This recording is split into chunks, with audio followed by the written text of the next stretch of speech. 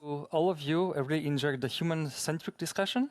It really was pleasure listening to you, and I think we continue in the same direction because I started yesterday the summit explaining that we didn't want to postpone the summit, and there are things that you simply can't postpone.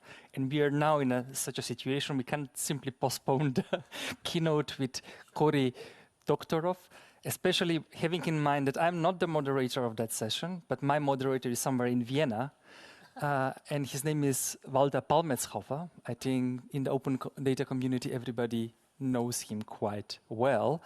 And he's my connection to Cory, and I hope that the link will function. I'm not sure whether Cory is now in the States or maybe in London, but I'm glad that Walter takes over.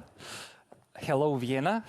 He is the German presidency of the council. Are you listening to us? I can hear you. I hope you can hear me. Cory should be joining in a second. We were just in the waiting room on the other line, so we're ready to go. And here we are. Perfect. We are really excited, Cory, that you are with us. We really appreciate your time. And we're really curious what will be the discussion. And you have a really clear message to some tech workers in the world. Walter, please enjoy the discussion with Cory. So it's my pleasure to introducing Konrad-Adenauer. He's a Canadian-British blogger, journalist, and science fiction author, and also for the Germans, a visiting professor for computer science and library and information science. And he's a net legend when it comes to Boing Boing, and he's also a net activist. He gave 2012, I think it was, CCC, Chaos Computer Club Congress talk on the general war on purpose computing, and was at Republica, and currently, if I got it right, he has 2 books out. One is science fiction and the other one is non-fiction. The one is called the Attack Surface Third Little Brother book series. It's the 3rd one, where he also has like crowdfunding running. I think it's above 200K, and the other one is like how to destroy surveillance capitalism. So without further ado, the stream is yours. Please go on, since we're like running late. Thank you, vielen Dank. Hello, thank you for having me. It's an honor as a on again, off again European to speak to you again. So I want to talk about a story that you may have heard about technological utopianism. And it goes like this, that back in the 1990s, there were these technology-addled fools who decided that technology could only ever be a force for good in the world. And they set about ensuring that every person on Earth would be connected. They naively assumed that, they naively missed the certainty that this connectivity would be turned to surveillance, to manipulation, and to control. And I want to put it to you today that that story is a myth. The so-called utopians who went off to found organizations like the Electronic Frontier Foundation, Netzpolitik, No2ID, and later Open Rights Group, they didn't do so because they were certain technology would be a force for good, but because they had grasped both the liberatory power of technology and they had recoiled in terror at the potential for tech to be abused. The rallying cry of technological utopianism is not, this is going to be amazing. It's, this is going to be amazing, but only if we don't screw it up. So technologists did get something wrong. And I want to cop to that because I was part of that early movement. We assumed that we'd get a chance to change the world. After all, computers have this curious and important technical characteristic, this Turing completeness, this universality, that means that new technologies can disrupt existing technologies. In a world where any hacker can make a new service that piggybacks on the existing dominant one, or make software or peripherals for the dominant computers and devices of the day, or can write programs that read and write the data generated by the most popular software in the market. In that world, network effects are irrelevant. If you're, say, Tom Jennings, a young, queer, brilliant engineer working in 1983, the fact that IBM created a new PC, that they're the largest computer company in history, that is great news, because Tom reverse engineered the ROM of the IBM PC. and he cloned it for his employer, Phoenix Computers, and they sold them to everyone who wanted to make a PC, to Dell, to Gateway, to Compaq, and other PC makers around the world. Interoperability, this ability to make a new thing that plugs into existing thing, it is judo for network effects. The users that the Titan Microsoft had corralled into Microsoft Office's walled garden were there waiting for Apple to come along and reverse engineer those file formats and embed them in its iWork suite so that Mac users could open, read, and write the file formats created by the much larger, more successful company, Microsoft. What Microsoft had thought was its walled garden was actually a feedlot. It was a pen stuffed with conveniently organized customers for Apple's iWork competitor. Nerds thought that they could change the world because they'd seen giants toppled by people who were no smarter or better than they were. They thought they could change the world because they'd experienced the awesome power of computing, of being able to describe something that you desired with extreme precision, and then have that desire realized, rendered cheerfully and efficiently and speedily and infinitely by cheap, abundant, versatile computers. People who realized this awesome power were naturally inclined to want to universalize it.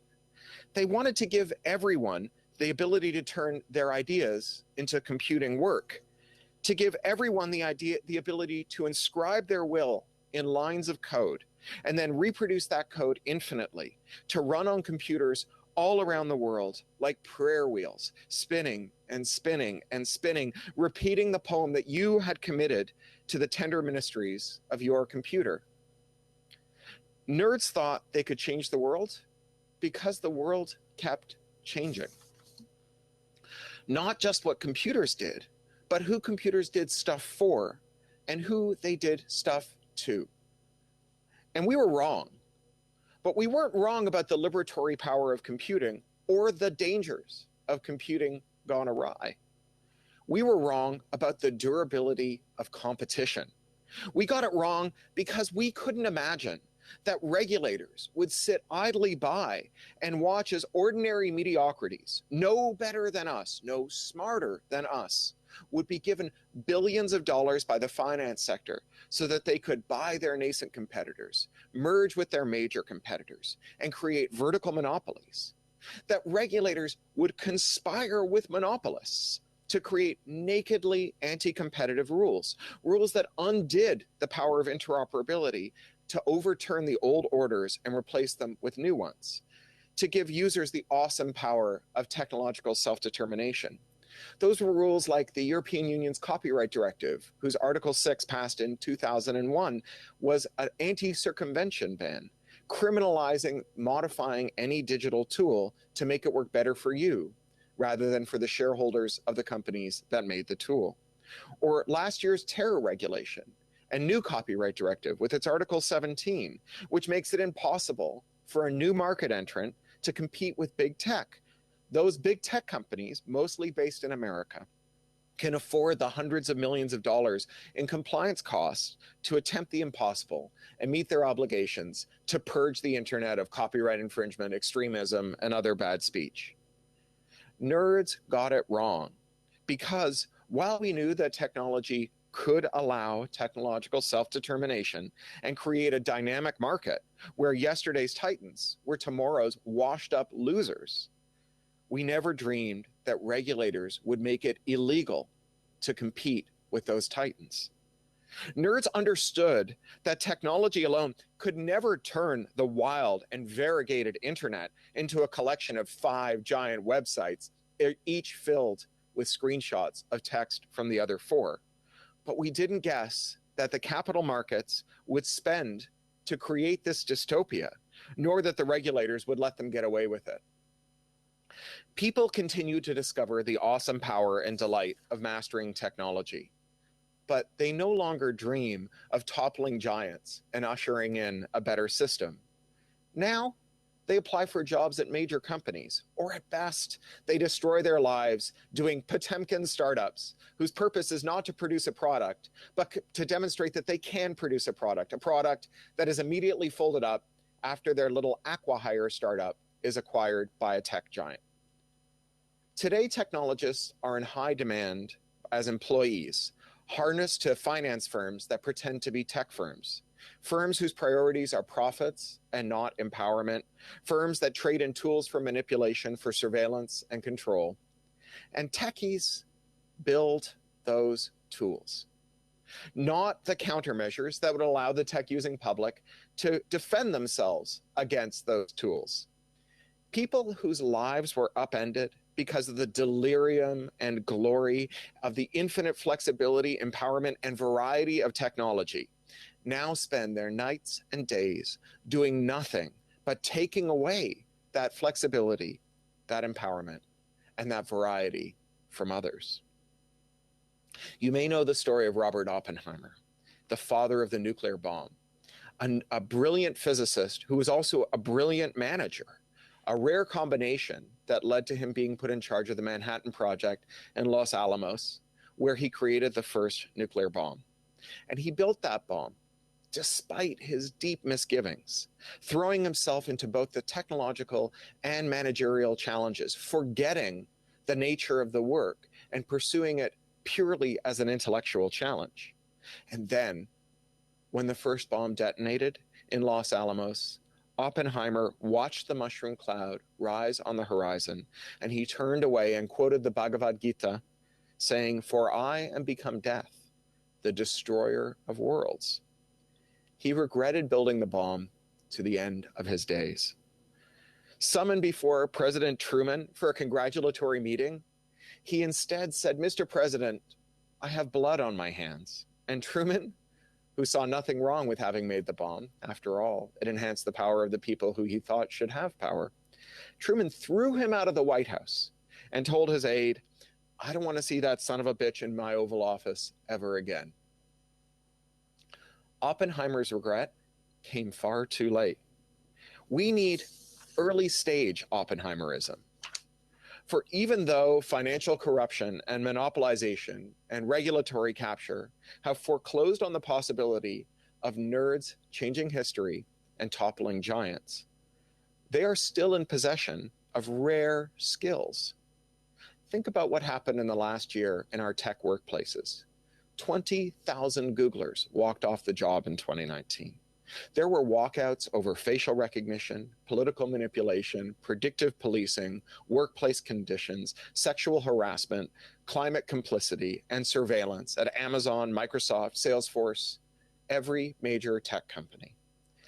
Tech workers aren't just finding solidarity with users. They're finding solidarity with other workers at the tech firm, with the traumatized content moderators subcontracting for their employers, with the exploited and endangered warehouse workers, with the workers in every sector of the economy. They've come to realize that there's a difference between having skills that are in high demand and skills that are important. If there's one thing that the pandemic drove home for us, it's that there are people whose skills are very important, even if they can be easily replaced. The people who work in the warehouses or deliver our food or do the other jobs that put them to risk. And if you have a skill that is in high demand, a skill that gives you marketplace power, that you are no better than those people who are cleaning the toilets and stopping us all from dying of some foodborne illness. You just have market power that you have a moral obligation to use to lift up everyone, the people you love, the people cleaning your toilets, the people your employer is conveniently subcontracted to, who handle all the dirty work in your industry without getting free kombucha on tap and massages on every Wednesday. Moral reckonings are never pleasant. It is so easy to rationalize away your misdeeds as inevitable or justifiable. We know how a justification goes. You make a small compromise, and that small compromise is, in and of itself, a reasonable compromise. And then you are asked to make another compromise. And rather than considering where you started, you think about where you are now. And another small compromise is, after all, reasonable. And then you're asked to make another compromise, and another, and another. And each of those steps is a reasonable step. But one day you wake up and you look in the mirror and you don't recognize yourself. We have a moral reckoning at hand. The tech industry I've been a part of since I wrote my first code for public consumption when I was 9 years old in 1980. That tech industry is realizing that utopianism is no sin, that dreaming of a world where technology empowers and frees us is no source for shame, that to be a utopian is not to assume that technology can't harm us, but to insist that we take countermeasures that make us safe from technology. Thank you.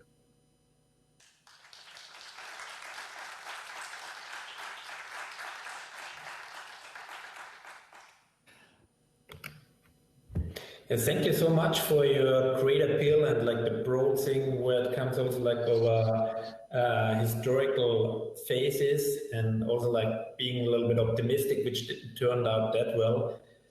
Since this is the European Data Summit, is there like anything you would like to, as an outsider, with a look to Europe, where Europe is always saying they're trying to find the third way between China and the US? You would like any recommendations what actually those already in Europe failed regulators should step up the game? Because we... Yeah, well, let me say in the context of that geopolitical question, there is this vogue for national champions, right? Who will defend us from VKontakte, Baidu, and Google if we don't reinvigorate Nokia, Ericsson, and Deutsche Telekom? And I think that history tells us that monopolists do not make us more resilient. They actually deprive us of our national resilience. So a good example is to look at American history and its own national champions. Foremost among America's national champions was always AT&T, the Bell system that was America's first regulated technology monopoly.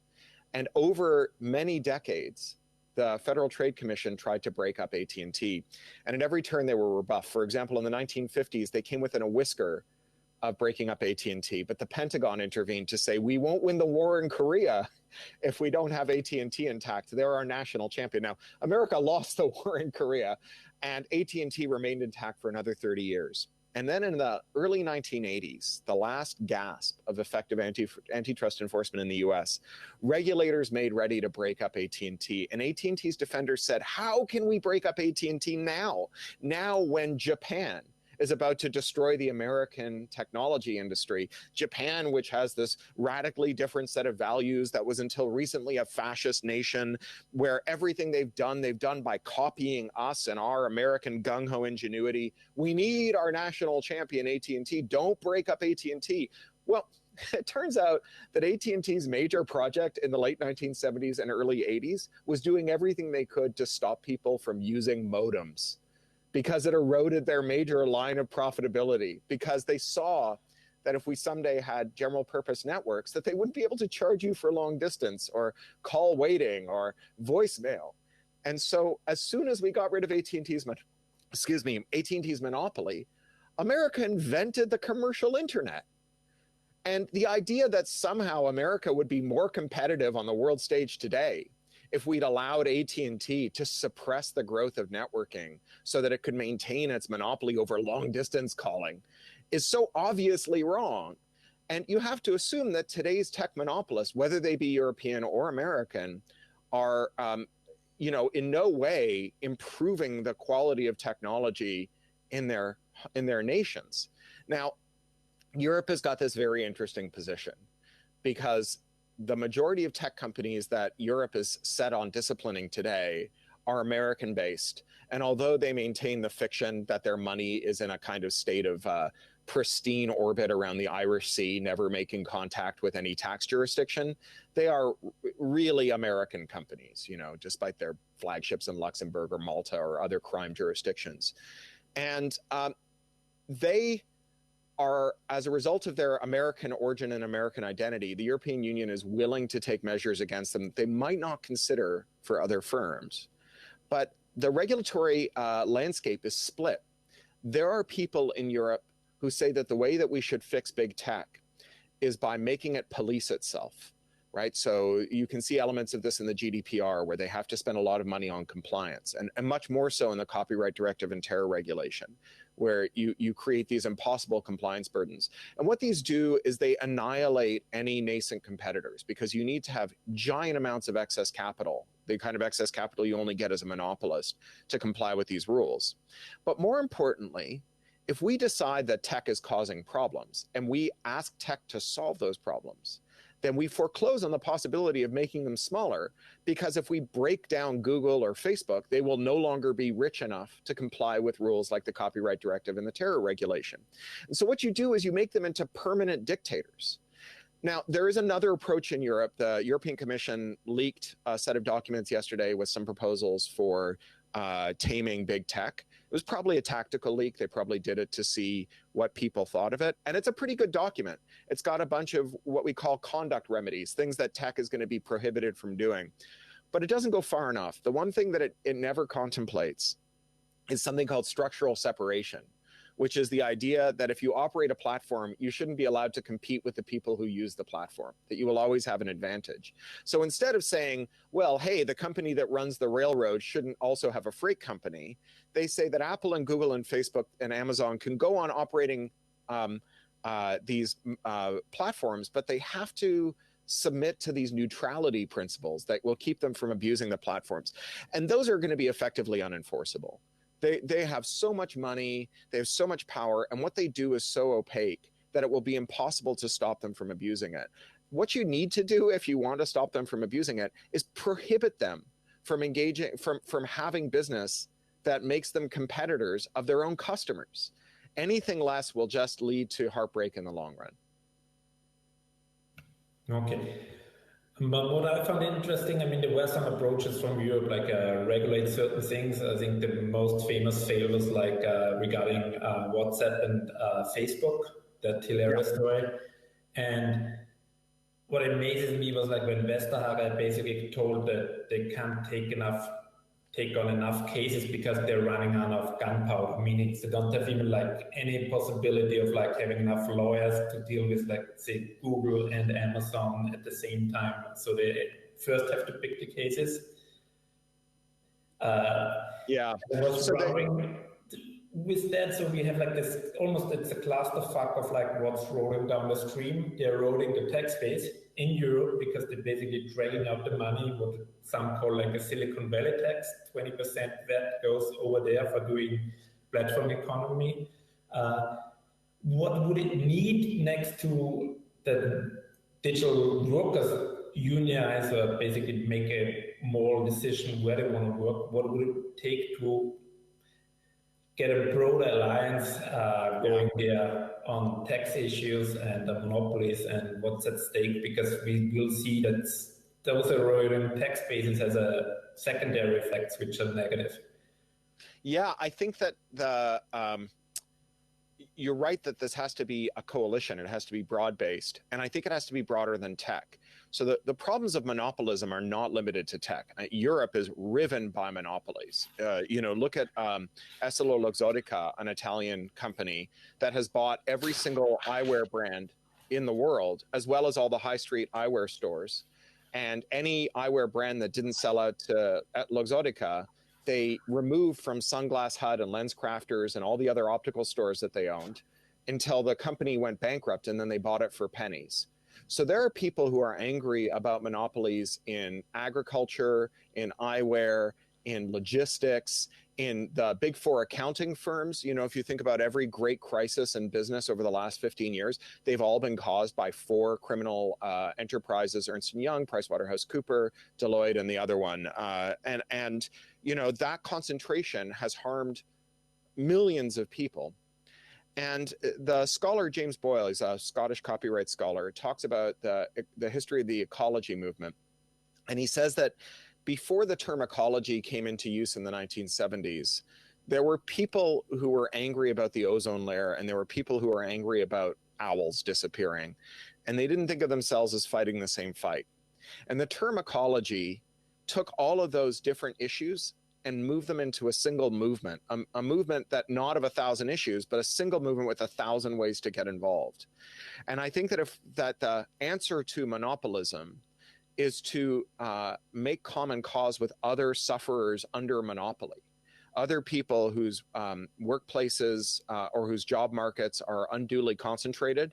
So think about musicians who now have 3 record labels, or people who work in movies who now have 4 movie studios, or people who work in publishing who now have 5 publishers, or people who work in beer who now have 2 brewing companies, right? All of those people are suffering from monopsony, from a concentration in buyer power among employers. And any one of them is not powerful enough to defeat the enormous power of these monopsonists who are able to extract titanic amounts of money through their corruption. But taken as a group, they might be able to do it.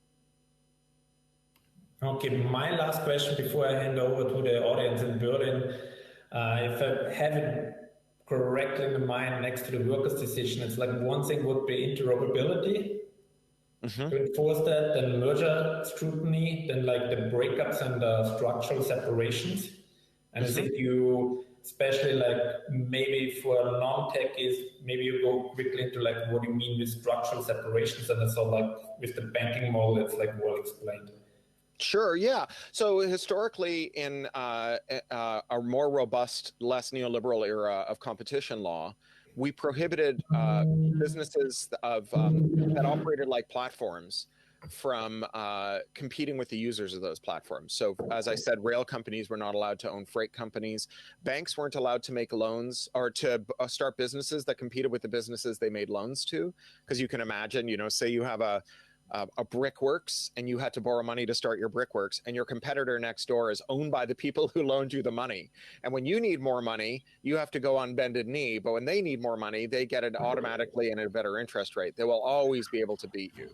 So structural separation in this case would be something like saying to Apple, you can have an app store or you can have apps, but you can't have an app store and apps. Amazon can be a platform for selling things, or they can make the things they sell, but they can't do both. And so they can either fold up the divisions that are anti-competitively merged with their platforms, or they can spin them out to independent firms. Thank you. Pedro. It was really, really exciting listening to you. I have actually 2 questions. The first question was that the hearing in the US Congress was really impressive to us. What can we expect? What's your expectation after this impressive hearing with the CEOs of GAFA? And the second question, or more recommendation, we have published yesterday a study where we basically directly touch upon your recommendation, and we would like, we call it Restoring Balance to Digital Competition in Europe, where we directly touch upon the basic problems that we have in the digital economy currently in Europe. The structural separation is, of course, really strong remedy, almost never applied in Europe, and this is really the last resort. But I believe if we have it in our new toolkit at European level, maybe it could happen someday. Who knows? What's your comment basically on regarding after the hearing in the U.S. Congress, Cory? Well, it's funny because the meeting I'm going to dial into that started 4 minutes ago that I've been in for the last 2 days is a cross-sectoral group coming up with a first 100 days plan for a Biden administration for antitrust enforcement. So, you know, obviously the Attorney General and the state's attorneys general have opened some antitrust investigations and brought some charges, and there are more charges coming. And I think that Vestager is right that it will cost a lot of money and take a long time, and not much will happen on the surface. If you think about the IBM antitrust case, it went for 12 years. And every year that IBM was under antitrust investigation, they spent more just on that one case than all of the DOJ's lawyers combined, right? Every year for 12 years. And then the DOJ dropped the case. But here's what happened during that time. Every competitor of IBM, they cleaned up their act because they saw what happened if you attracted the negative scrutiny of the Competition Bureau, that you would have your ankles tied to a rope and attached to the bumper of the DOJ's truck, and you'd just be dragged up and down a gravel road for 12 years. And sure, you might survive, but no one's going to find that to be a pleasant experience. And when IBM was ready to make a PC, they were like, well, we can't make an operating system for it. If we do, the DOJ is just going to kick us in the teeth. So they let another company, an unheard of company called Microsoft, make the operating system for their PCs because they saw that vertical integration attracted negative antitrust scrutiny. And then when Phoenix Computers did a clean room reimplementation of their ROMs and created the PC clone industry, they didn't bother to enforce against them because they knew that enforcement against them would make the DOJ look askance at them. You know, there's this lovely quote from Camus: sometimes you have to execute an admiral to encourage the others. And we see this even with unsuccessful antitrust enforcement actions like Microsoft, which was ultimately something of a fizzle. But, you know, last year, Bill Gates was interviewed by Kara Swisher, and Swisher said, how is it that Microsoft missed the mobile revolution? Why didn't you buy Android? And Gates said, well, we thought about buying Android, but we were so distracted by the antitrust action that we couldn't do it. Now, here's the thing. The antitrust enforcement against Android came 7 years before, or against Microsoft came 7 years before Android was up for sale. So what he means is that 7 years later, they were so traumatized and gun shy by the antitrust enforcement that they didn't want to go near an Android acquisition, such an anti-competitive vertical integration. So I think we will see some flagship antitrust enforcements. I think that the subpoenas will reveal a lot of crazy stuff. I think that the energy to break up big tech, a lot of the money behind it is dark money from cable and from like telecoms and entertainment. And I think that those sectors are making a really terrible bet. They think that what's going to happen is that they will create this AstroTurf campaign that goes alongside this real grassroots campaign to break up big tech. And then when it's done, the campaign will just dissolve, right? That it's like eating a big Christmas dinner, and when you're done, you just don't have any appetite for more. And what they don't understand is that breaking up big monopolies, it's like potato chips, right? Once you start, you can't stop.